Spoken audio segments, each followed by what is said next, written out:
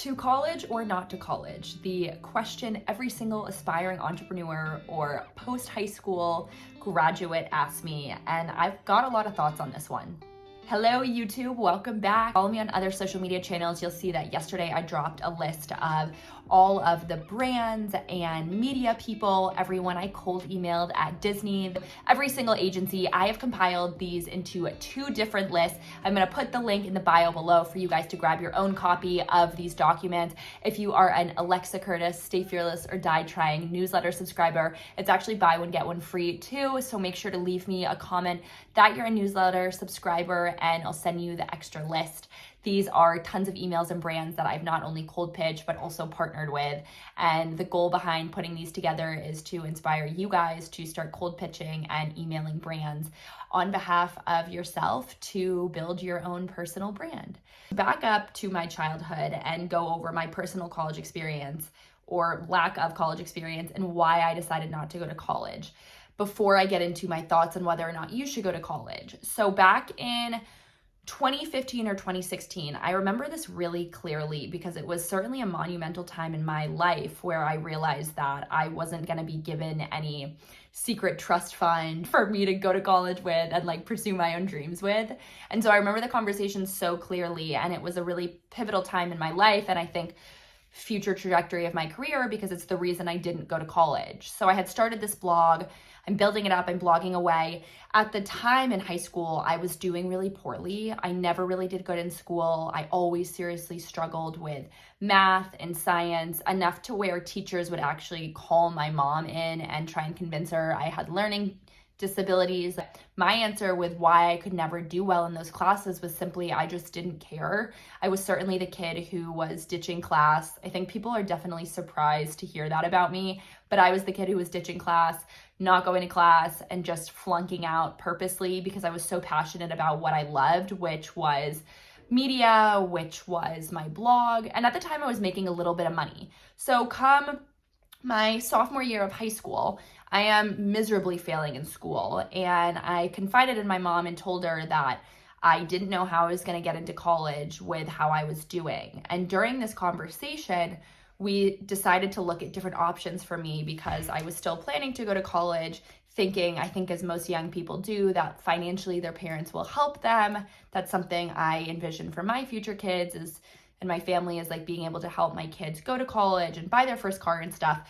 But as hard as my parents worked, just due to factors in my childhood and my personal life and their lives, there was never that extra money set aside for me to do anything. But obviously business-wise, street-wise, life-wise, I really hit that on the head, but math and science, I couldn't do. I wanted to get into Gallatin and pursue entrepreneurship, which is what I would have studied, but I was also very ambitious to where I was like, Harvard, Yale, BU, I'm gonna write a college essay, I'm gonna get in, they're gonna accept me regardless of my grades. That's not the reality. As fearless as I was in my youth, I didn't get in to those schools, but my mom was very transparent with me that, okay, if you get into any of these schools, how are you gonna pay for it?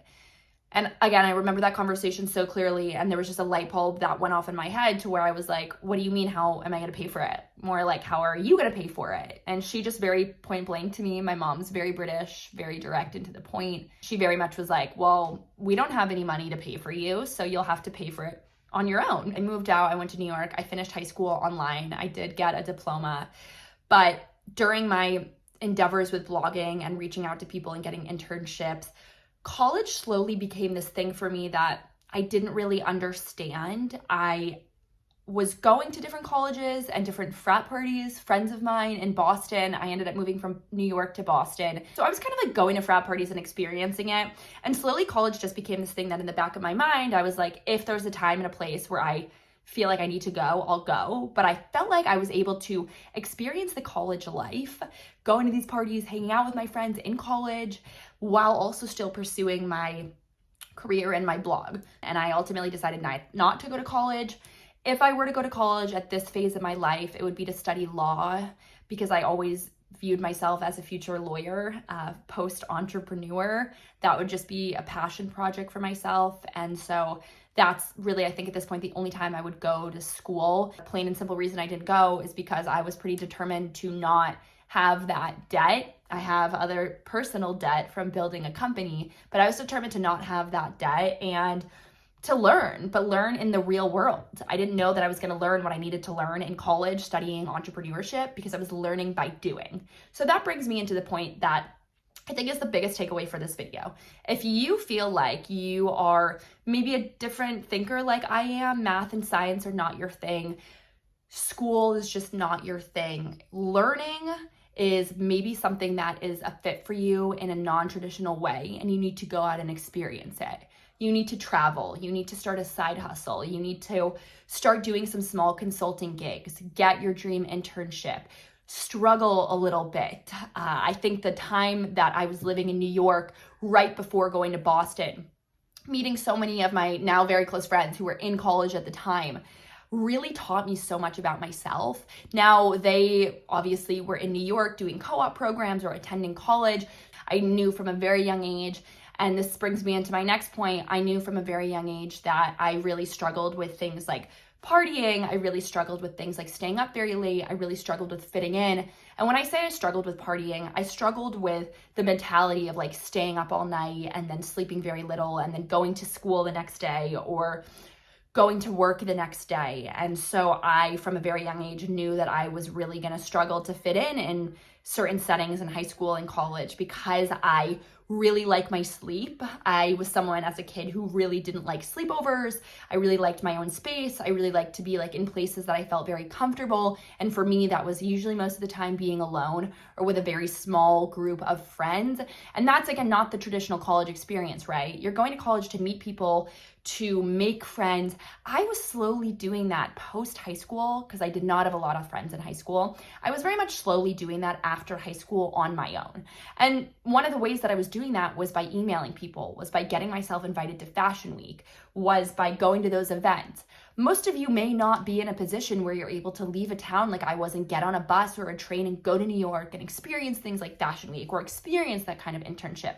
But you can definitely do that in a small town. And so that brings me to my last point about how to decide whether or not to go to college is, are you in a position where you feel like even if you don't know what you want to do, you know that you don't want to do something like go to college. If you are like, I really don't want to go, then you should absolutely take a gap year in between high school and college, or perhaps you've done a year at college and you're like, oh my gosh, I'm realizing I hate this degree. I would never entice any young person to stay in a position where they're paying for something that doesn't make sense for them, right? Like, why would you pay to learn something that you know you don't want to do because you think you should do it, or you think it's the easiest way for you to get a job, or because your parents want to do it?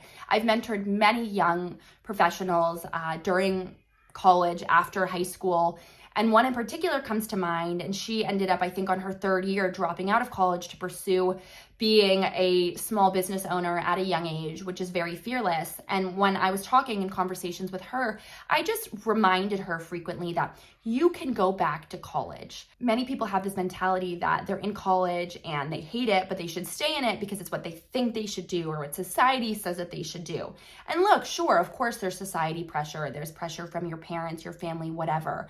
But the reality is, it will always be there. What will not be there is that idea that might make you $1 billion. What will not be there is that period of time in between high school and college, or that period of time 2 years into college where you're realizing, I don't like this, I need to get out. Because as you get older, right, now I'm in my mid-20s and I've definitely realized I have way more responsibility. So for me to just get up and travel the world and live that nomadic lifestyle, of course I could do it because I've set my life up in a really cool way where I can do those things. But ultimately, it takes a lot more thought. When you're in your late teens, early 20s, that thought is not necessary. You can do it and come back to it. But the only thing that you need to know is if you're going to take a gap year, if you're going to leave college and pursue a business, do not do it with no plan. I see a lot of young people want to pursue that nomadic lifestyle and leave that traditional job or whatnot or college experience because it's like they think that they should do it and they're eager to do it.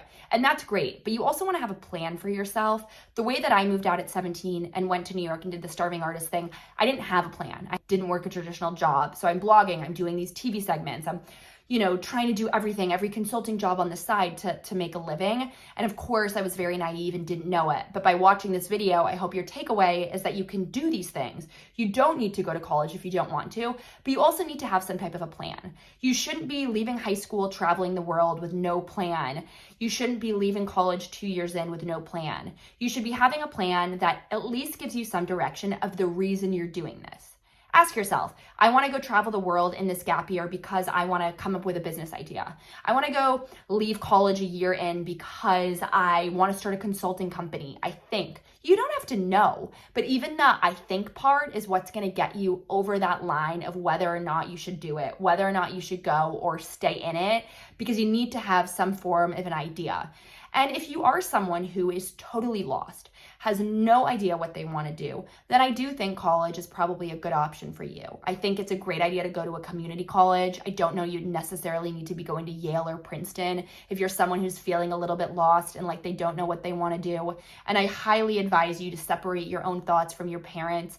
I know that there's so much society pressure and parental pressure to study something in particular and to make your parents or your family happy. If you feel strapped to your parents because they're offering what I didn't have, which was you to go to college on a full ride, but only if you're willing to study XYZ, then really think about that. This may be one of those pivotal moments like I had with my mom where you need to ask yourself, should I really be doing this, or do I need to go take a gap year, find myself, and then come back to it?